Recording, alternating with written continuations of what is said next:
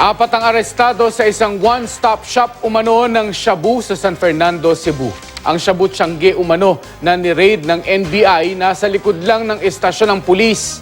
Nagbabalik si Chona Carrio ng GMA Cebu. Complaints coming from people in the area. 4 milyong pisong halaga ng shabu, drug paraphernalia, timbangan at 5 iba't ibang klase ng baril at mga bala. Ito ang mga nasabat ng National Bureau of Investigation Region 7 sa isang umano'y Shabu Tiangge na nasa likod lang mismo ng San Fernando Police Station sa Cebu. Arestado ang target sa buy-bust operation na si Gringo Maaliao. Nabilhan siya ng NBI asset ng isang paketeng shabu. Inaresto rin ang kanyang kapatid na si Crisologo Maaliao at dalawa nilang kasamahang sina Joseph Bello at Jupiter Lawas. Ikinasa ang anti-drug operation matapos makatanggap ng reklamo ang NBI mula sa mga magulang ng ilang high school student na sa magkapatid daw na Maaliao kumukuha ng droga. One-stop shop din daw ng droga ang bahay ng magkapatid na suspect.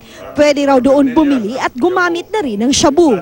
About 50 people are coming into that place which we can call a real Shabu Tiangge, a real drug den.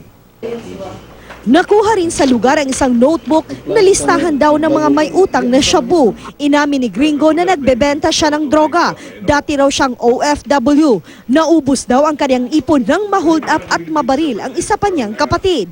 Kanila rin daw ang mga nakumpiskang baril na proteksyon daw nila sa kanilang negosyo.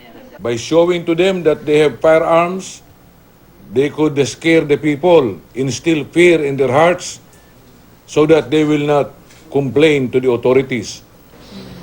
Mga ito napugos ng game, utang-utang man. Hindi nagbigay ng pahayag ang 3 pang naaresto. Sasampahan sila ng kasong paglabag sa Comprehensive Dangerous Drugs Act.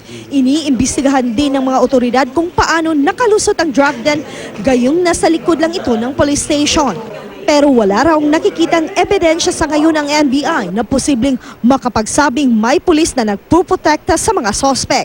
Wala pa ring pahayag ang pamunuan ng San Fernando Police. Chona Carrio, Nagbabalita, Pilipinas.